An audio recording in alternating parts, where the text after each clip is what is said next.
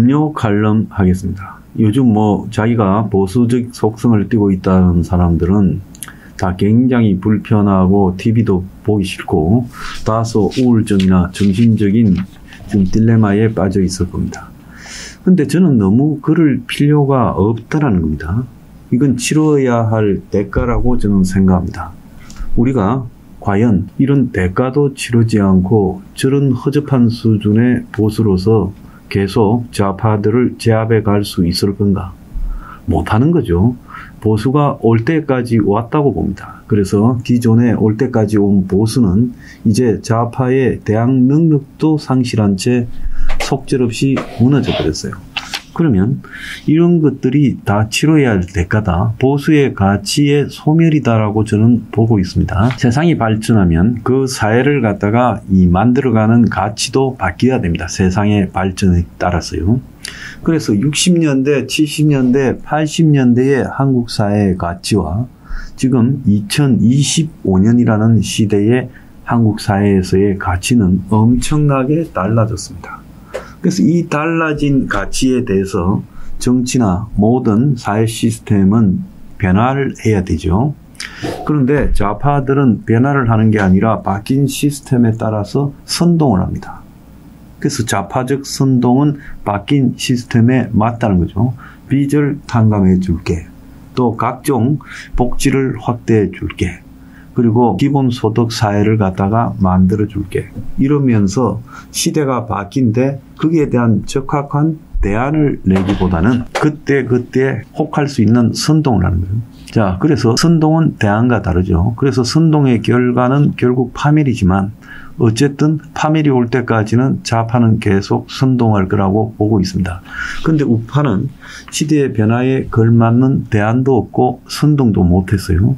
그래서 보수 우파라는 집단이 말하는 가치는 솔직히 말하면 저 같아도 역겨운데 보통 사람들이 봤을 때 자기가 정치적으로 무치한 사람이 봤을 때는 더 역겨울 거예요. 제가 역겹다는 표현을 쓰니까 좀 불편한 사람도 있겠지만은 불편함을 느껴야 변화가 온다. 저는 그렇게 봅니다. 그래서 지금 겪고 있는 이재명이 아나무인에서 설치고 상권 분립이 다 무너져서 이재명 손에 다 들어가고 대법원도 헌재도 모든 것이 이재명이 좌지우지하고 저 부패한 정치인들을 총리의 장관에 받고 그것들을 막을 수 있는 방법이 무력하고 이런 모든 우스꽝스러운 소동들은 우리가 치러야 할 대가로 받아들여야 된다. 그래야 이것이 발전이 있어요. 이것이요 마치 억울하다. 억울하게 윤통이 쫓겨났다. 억울하게 박근혜가 쫓겨났다. 이렇게 우리가 이야기하고요. 그리고 부정선거로 대선에 졌다. 이렇게 이야기를 하면 치러야 될 대가를 거부하고 나는 옳았는데 저것들의 반칙으로 졌다는 거예요. 옳지 않아요. 숙골들은 옳지 않다라는 걸 갖다가 받아들여야 됩니다. 그래야 숙골을 면하는 거예요. 그래서 지금 숙골들이 거부감을 가지고 받아들이지 못하고 현실 부정을 하는 거. 내가 옳다라는 거. 그건 아니라는 겁니다. 지금 제가 봤을 때 보수의 상당수가요. 그야말로 죽은 자식 만지듯 이 바뀌어버린 황당한 시대에 대해서 인정을 못하는데요. 이거는요. 내가 옳지 않았다. 그리고 내 탓으로 이런 시대가 왔다. 이것은 부정선거 탓도 아니고 좌파의 모략과 계략 탓도 아니고 자 집권을 했는데 권력을 뺏긴다. 이거는 애초에 집권할 능력이 없었으니까 집권을 하지 말았어야 되죠. 그래서 집권을 했는데 임기도 못 채우고 권력을 뺏긴다나 이거는요. 어디 가서 남 탓할 일이 아니고 그 집권 세력의 핵심과 또 그 집권 세력을 지지했던 자들이 방향이 틀렸다. 그래서 솔직히 말하면 권력을 유지할 힘조차도 없었다. 국가의 수많은 권력 기구를 장악해 있으면서도 국가 권력을 유지할 힘도 없이 스스로 무너져 버렸다라는 것은 제가 봤을 때는 반드시 이건 치러야 될 대가라고 저는 보고 있습니다. 그러면 이재명 편에 서서 손을 들어주겠습니까? 천만의 말씀이에요. 역사의 회복성이라는 것은요. 그건 반드시 철칙이자 원칙입니다. 삐뚤어진 역사는 반드시 바로 잡히게 가게 돼 있어요.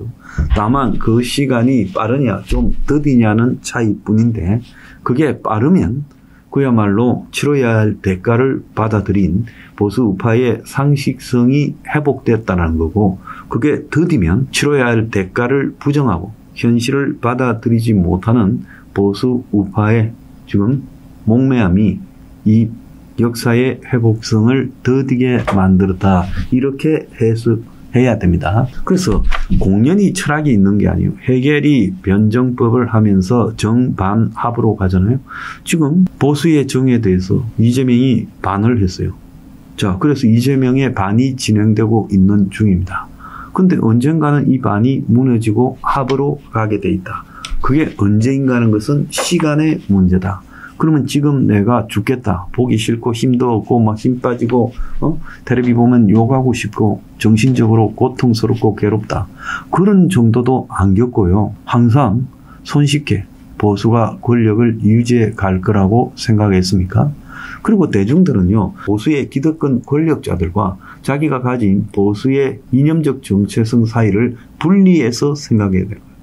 지금 이렇게 만든 것은 솔직히 말하면 대체로 보수의 권력자들이 잘못해서 이러는데, 이번에는요 제가 그게 아니라고 봅니다. 박근혜 때는요 솔직히 말하면 보수의 권력층의 잘못으로 국한할 수 있는데, 이번엔 그게 아니라 보수 우파의 다수가 지금 현실을 부정하는 데 뛰어들면서 결국 그들의 역량의 한계, 그들의 현실 인식의 한계를 이렇게 공공연하게 드러낸 거예요. 그래서 지금처럼 보수가 갈 수는 없다라는 부분이 이번에 확실히 입증됐고, 그것이 역사상 가장 의혹이 많다는 이재명에게 8.3%, 290만 표 대패를 한 원인이다라고 저는 그렇게 보고 있습니다. 그러면 이렇게 된 모든 원인을 인정해야, 그래야 이런 결과를 받아들일 수 있고, 이재명 시대를 저는 불편하게, 그리고 또 정상이 아닌 비정상의 시대라고 받아들여야 돼요. 비정상이기 때문에 내가 이 받아들이는 걸 거부한다면 현실 부정이에요. 그래서 이걸 받아들이고 불편함을 견뎌야 됩니다.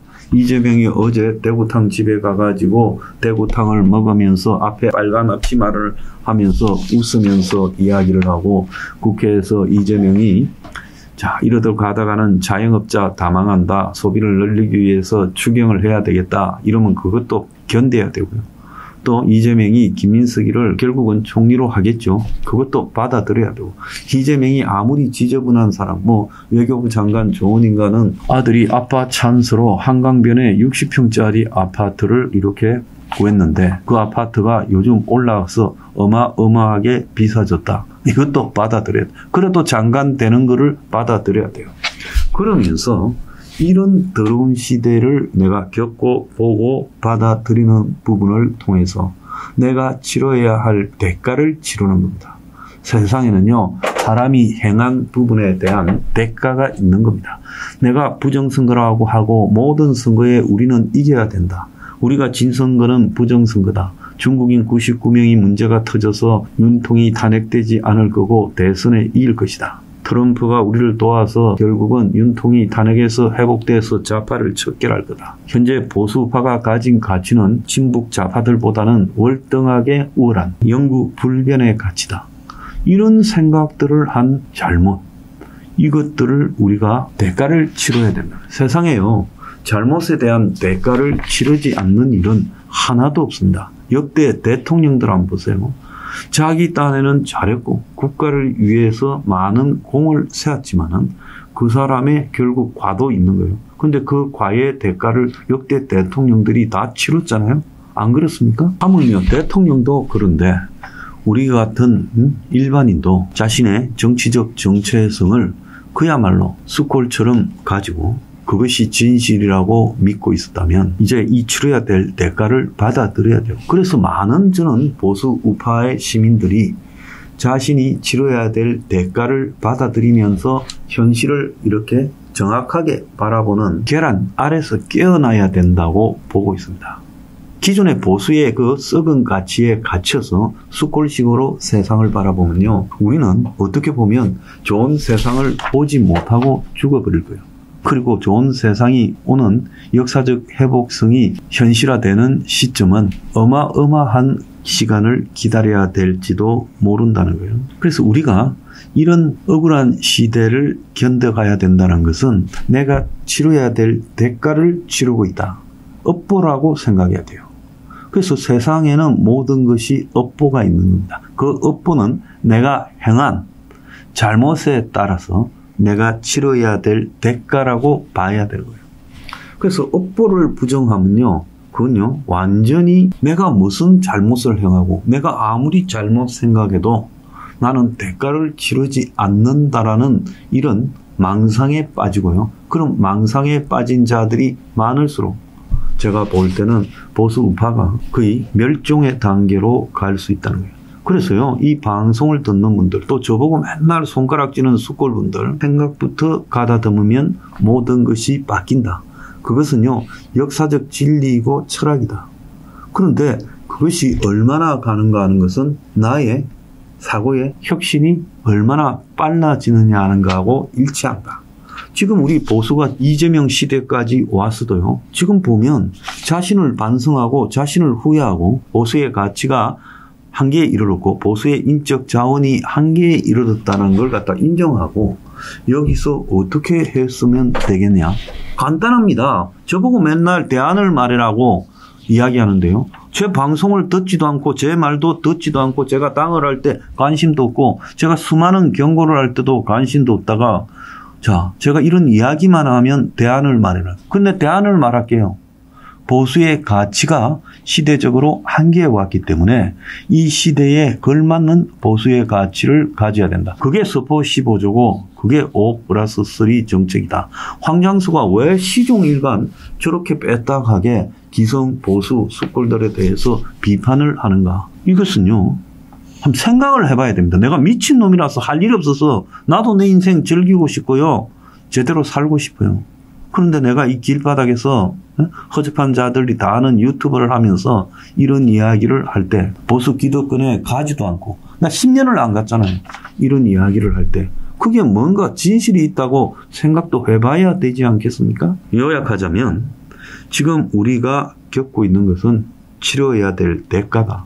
역사는 회복성이 있지만 시대 변화에 따른 가치로 재무장하지 못할 때는 그 시간이 길어질 수 있다. 그 시간을 빨리 당기는 것은 뭐냐? 내 생각부터 빨리 가다듬으면 모든 게 바뀌게 된다. 제 말 한번 잘 생각해 보시기 바랍니다. 자, 금요 칼럼 마치겠습니다.